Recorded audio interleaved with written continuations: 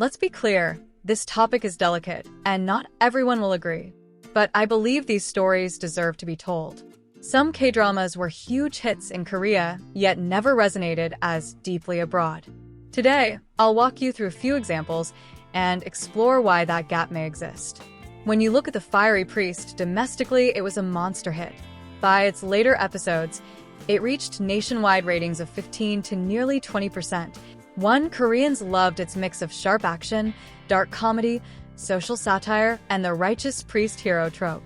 But internationally, it's far less discussed in global K-drama circles compared to fantasy or romance hits. I suspect the tone, very local, very rooted in Korean institutional critique, church, justice systems, doesn't translate as universally. The style leans heavily on humor and cultural context that international viewers might miss. Then there's Love, Marriage, and Divorce, a drama that struck deep in Korea. Its domestic discussions around marriage, betrayal, social status, gender roles stirred controversy and water cooler talk.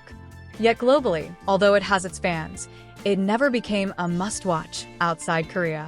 Part of that is that many international viewers skip heavier melodramas or morally ambiguous stories. They want escapes, not emotional landmines tied to local norms about marriage and family. King, Eternal Monarch is interesting because it tried to bridge worlds, fantasy, romance, parallel universes. In Korea, expectations were massive, but international reception was mixed. Some loved the visuals and the cast, others critiqued the convoluted plot. It had domestic recognition, but it didn't become a universal international classic in the way Goblin or Crash Landing on You did. The complexity may have been its barrier for some global audiences. 정말 천박하기 짝이었구나. 누가 혼의 자식 아니랄까 봐.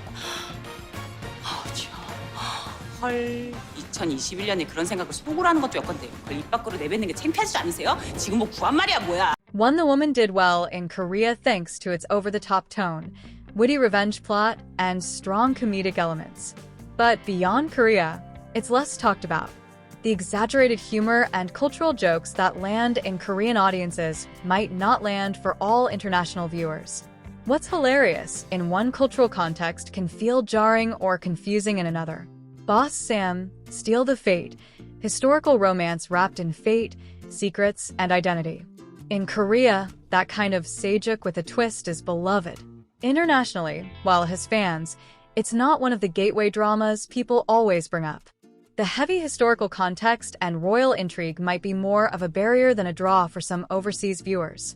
When the Camellia Blooms is a favorite in Korea, especially for blending genres, romance, thriller, melodrama, small-town life. Domestically, it sparked major buzz and awards. Yet, internationally, many people mention the parts they liked, but it doesn't show up in Best of K-drama lists as often. Possibly because its slower pacing and local cultural tension scenes are harder to export. Moon Embracing the Sun was a huge classic in Korea, historical fantasy, tragedy, romance.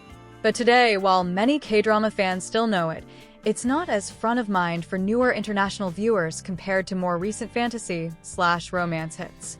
The aesthetic feels dated, and newer dramas have pushed the bar visually, so it sometimes gets overlooked outside Korea despite its domestic stature. And Live, sometimes titled Live Your Own Life, had strong domestic ratings. Its premiere scored about 16.5% nationwide, with many episodes ranking first in its time slot. 2, it had the local audience in its grip. But globally, you don't see many viral clips or discussions about it in K-drama circles.